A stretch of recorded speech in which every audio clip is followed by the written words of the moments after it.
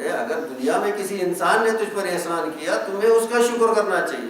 اگر تم لوگوں کا شکر نہیں کرتا اللہ کا شکر کیسے کرو؟ تو لیکن اس کا احسان تام ہے، اس کے انعامات تام ہیں، کامل ترین ہے، اس لیے اس کا شکر بھی کامل ترین ہونا چاہیے. تو اس لیے اللہ کے بعد، لفظ اللہ کے بعد کہاں کی طرف اس کو کہا گیا؟ رب کی طرف. کس کی طرف؟ صفت الوہیت کے بعد صفت ربوبیت. اب الوہیت میں آپ کو عدم سے وجود میں لایا، اور جو ہی وجود آیا تو ایک محتاجی شروع ہو گئی، احتیاج شروع ہو گئی.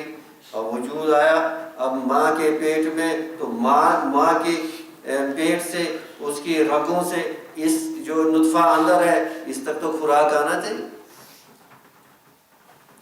نہیں آنا چاہیے. وہ نشو نما جو اندر نطفہ آ گیا اس میں علقہ، پھر مضغہ، اور یہ ساری چیزیں کہاں سے بنیں گی؟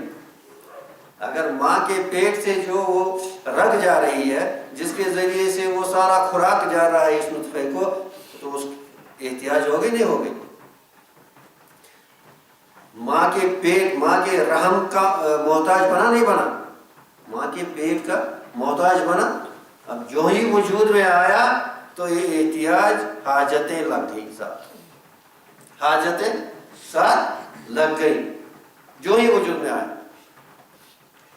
ماں کے پیٹ میں بھی اس کو حاجتیں، اگر ماں مطلب اس کی حاجتیں پوری نہیں کرتی ہے، وہ پوری غذا نہیں کھاتی ہے، یا ایسی دوائیاں کھاتی ہے جو اس کے لیے زہر ہو، یا اس کی اس نس میں کوئی تکلیف ہو جائے، اس کا وجود ختم. اس کا حمل، یا یہ لنگڑا منگڑا ایسا بن جائے گا، نکل جائے گا. جو ابھی نطفہ ہے تو ابھی جب وجود میں آیا حاجتیں ساتھ لگ گئی. اب دنیا میں آ گیا، ابھی آ گیا ننھا بچہ. اب اس کے ساتھ کتنی لگ، اٹھانے کے لیے بھی محتاج، پلانے کے لیے، کھانے کے لیے، پیشاب کے لیے، کپڑے کے لیے، ہر چیز کے لیے محتاج. جی محتاج نہیں محتاج. اور پھر جب جہاں تک یہ دنیا میں ہے یہ احتیاج، اس کی محتاجی جاتی ہے، ہر موقع پر اس کو صفت ربوبیت سے پالا پڑتا ہے. اور اگر یہ صحیح المزاج ہے، ہر وقت اپنے رب کی معرفت اس کو حاصل ہے.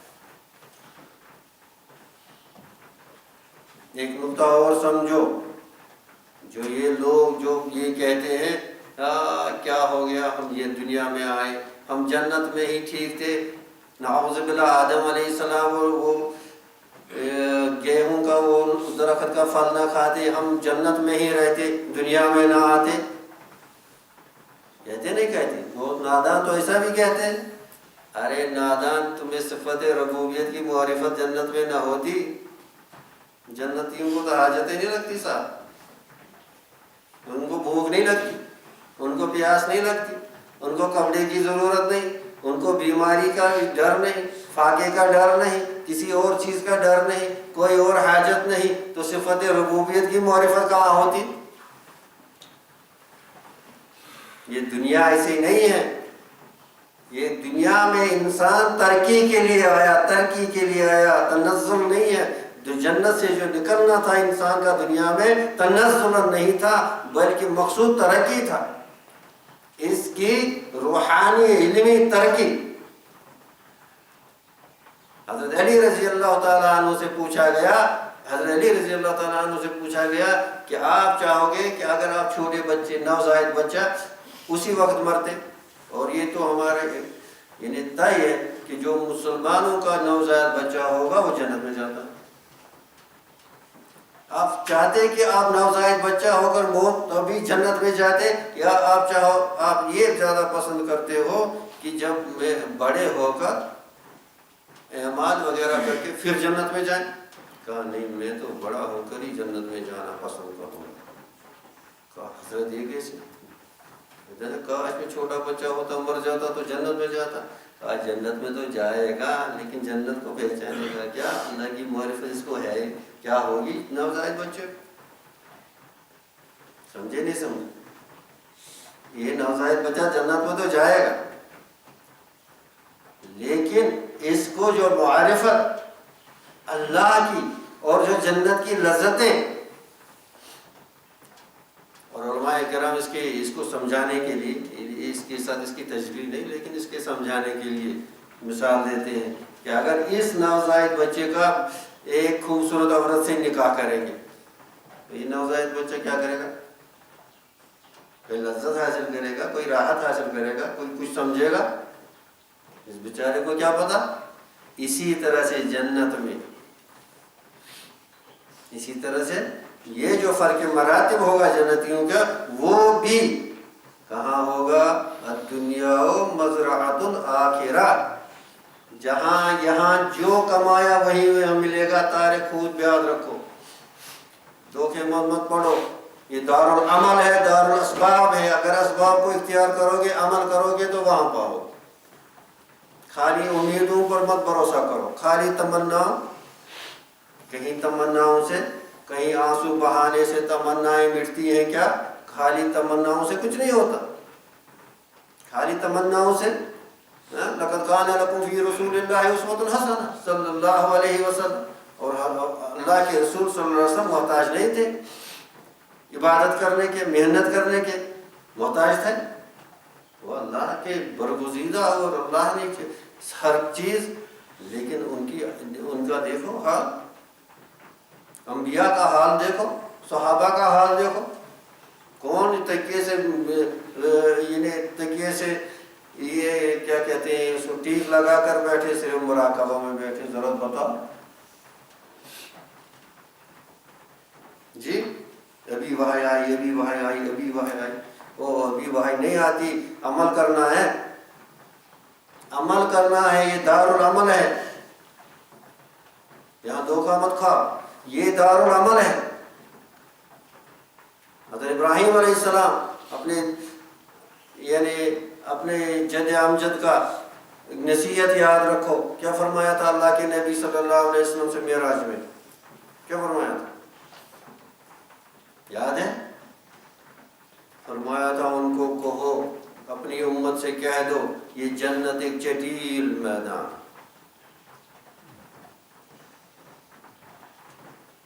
تو ایک سبحان اللہ دنیا میں کہو کہ وہاں ایک درخت، مطلب یہ کہ یہ دنیا دار العمل ہے۔ اور بعض نے یہ کہا، حکماء نے، انہوں نے کہا یہ اعمال ہی متمثل ہو جائیں گے نمائے جنت۔ کیا ہو جائیں گے؟ متمثل ہو جائیں گے، واللہ اعلم بالصواب۔ لیکن یہ تو طے ہے کہ جو انسان اس دنیا میں، اب دیکھو خوب یہ بات میں بار بار، اور مطلب اللہ کرے کہ ہماری سمجھ میں آ جائے، نبی کریم صلی اللہ علیہ وسلم کے لیے اللہ تعالیٰ نے مقام محمود کیا کیا ہے؟ مقدر کیا ہے؟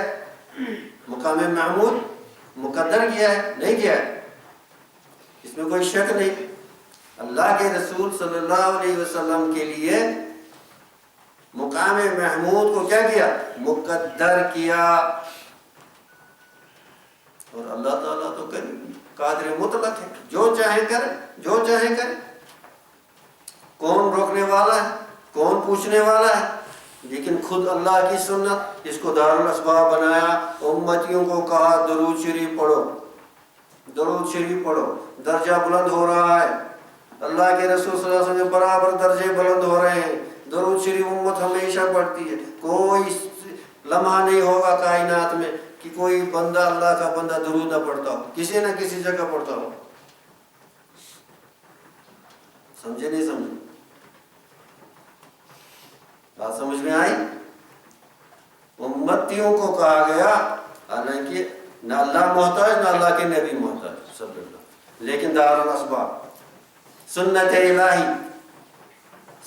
الہی جو ہے وہ سنت ہے، اس لیے اگر کوئی محنت نہیں کرتا، اللہ کو درجہ دینا ہے، اس کو بیماری مسلط کرے گا، اس پر ظالم کو مسلط کرے گا، اس کو فقر و فاقہ میں مسلط کرے گا، اس پر صبر کرے گا، درجہ بلند ہوگا۔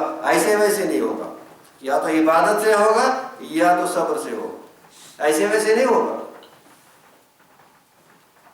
سمجھے؟ اور اس پر شیخ سرندی علیہ الرحمہ نے اپنا کشف بھی بیان کیا ہے، کہ بھی پڑھ لینا۔ حضرت شیخ سرندی امام ربانی علیہ الرحمہ نے اس پر پڑھا ہے۔ اللہ کرے اللہ کے جو پیارے بندے ہیں ان کے ساتھ لو لگانا چاہیے۔ وہاں ایسے موتی بکھیرے ہوتے ہیں جو کہیں نہیں ملتے۔ بہرحال تو الوہیت، اور الوہیت کے بعد ربوبیت، پوری زندگی ربوبیت کے ساتھ اس کا معاملہ پڑتا ہے ہر وقت۔ اسی لیے دنیا میں بندہ زیادہ یا رب یا رب یا رب کہتا ہے۔ اسی لیے بندہ دنیا میں کیا کہتا ہے زیادہ؟ یا رب یا رب یا رب۔ جی، یا ایھا الناس اعبدوا ربکم الذی خلقکم والذین من قبلکم لعلکم الذی جعل لکم الارض فراشا والسماء بناء وانزل من السماء ماء فاخرج به من الثمرات رزقا لکم فلا تجعلوا للہ اندادا۔ تم کو پیدا کیا، تم سے پہلے والوں کو پیدا کیا، اس رب کی اپنی اطاعت کرو۔ آپ کو پیدا کیا اور آپ سے تو علماء کرام کیا ہے؟ اللہ ان کے درجات کو بلند کرے۔ کبھی علماء کرام کے خلاف اپنا یہ اپنا دل صاف رکھنا چاہیے۔ اگر وہ نہ ہوتے تو دین اس طرح سے ہمارے سامنے نہ ہوتا۔ اب ذرا کوئی کتنا عقل کا وہ یہ ہوگا تو وہ اس آیت سے ختم نبوت کو ثابت کیا۔ اس آیت سے ختم نبوت کسے ثابت کیا؟ یا ایھا الناس اعبدوا ربکم والذین من قبلکم۔ تو گویا اس امت کے بعد کوئی اور امت نہیں، ورنہ یہ بھی تو آتا والذین من بعدکم، یہ امت اور اس سے پہلے لوگ، اس کے بعد تو کچھ نہیں، ورنہ ذکر ان کا بھی ہوتا۔ سمجھے نہیں سمجھے؟ اس کے بعد کوئی امت نہیں آنے والی، یہ آخری امت ہے بہرحال۔ اور اس کے بعد تمہارے لیے کیا بنایا؟ زمین کو بنایا، آسمانوں کو بنایا، تمہاری حاجت۔ تو یہ تمہاری جو جتنی حاجتیں ہیں ان سب کا سخر لکم ما فی السماوات والارض جمیعا، تمہارے لیے سارا مسخر کیا۔ یہ سورج کو مسخر کیا، سمندروں کو، پہاڑوں کو، زمین کو، اس گردش کو، ہر چیز کو مسخر کیا تمہارے لیے۔ تمہاری جو حاجتیں ہیں تجھے وہ ملے۔ ربوبیت کا اظہار اس میں کیا، اور انسان اس میں محفوظ رہتا ہے۔ ہر معاملے پر اللہ تعالیٰ کا اس کے ساتھ رحمت اور رحمان کا، یعنی رحیمیت اور رحمانیت کا معاملہ ہے اس دنیا میں۔ اس لیے پہلے اللہ لائے، پھر رب لائے، اور پھر کیا لائے؟ رحمان، رحیم، اور پھر مالک یوم الدین۔ اب جب رب العالمین کہا تو بندے کا ذہن فوراً اس طرف جاتا ہے کہ وہ تو سارے اتنے بڑے کائنات کا رب ہے، تو میری چھوٹی حاجت کیسے نہیں پوری کرے گا؟ لا رب کا فق ولکن رب العالمین۔ اور رب تو عالمین کا مطلب یہ سارے کائنات، اور اس سب کا رب ہے۔ تو گویا کہ وہ فوق العالمین ہے، وہ فوق مکان و زمان ہے، زمان اور مکان سے بھی اوپر، ان عالمین سے بھی اوپر۔ سمجھے نہیں سمجھے؟ اس سے حلول کی بھی کیا ہو گئی؟ نفی ہو گئی۔ اس سے مشبہین کی بھی نفی ہو گئی۔ اس سے ہر چیز کی، جو باطل فرقوں کے جو عقائد ہیں ان سب کی، جب یہ اللہ جل شانہ نے کیا فرمایا؟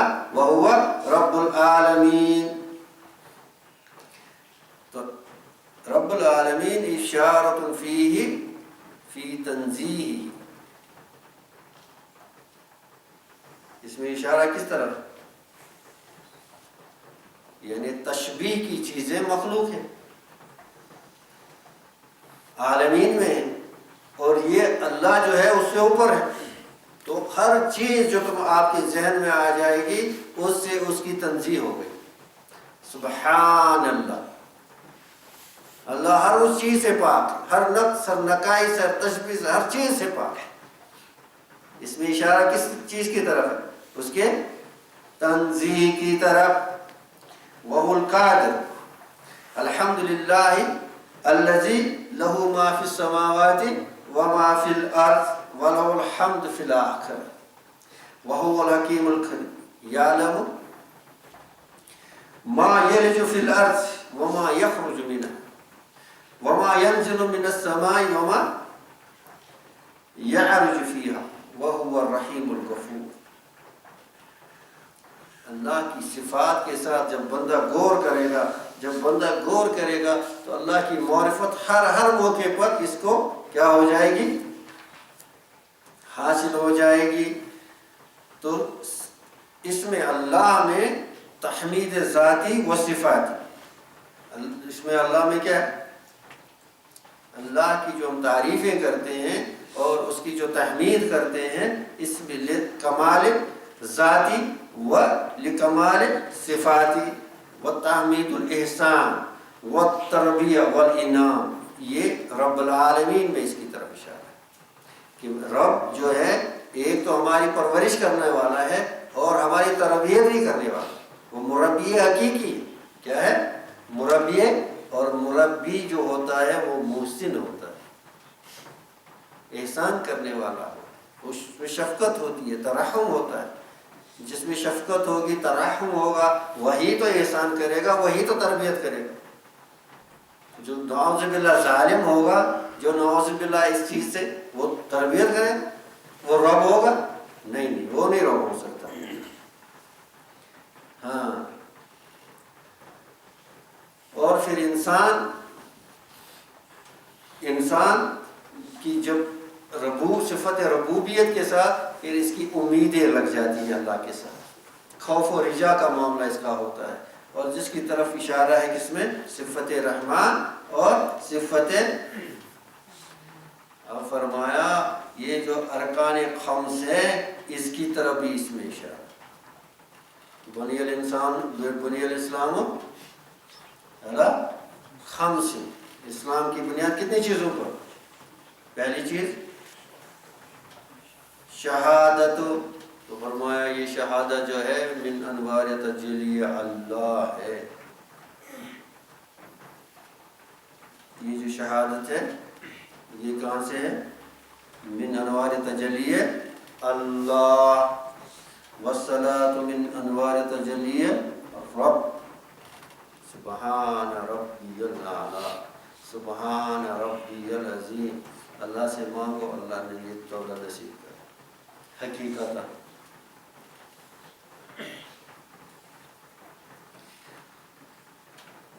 اور اس کے بعد فرمایا مالک یوم الدین، اس کے بعد کیا فرمایا؟ مالک یوم الدین۔ اب صفت جلال اور جمال اس کا اشارہ ہے اس میں اللہ میں، اور اللہ تعالیٰ کی صفات قدرت، نفع والعطا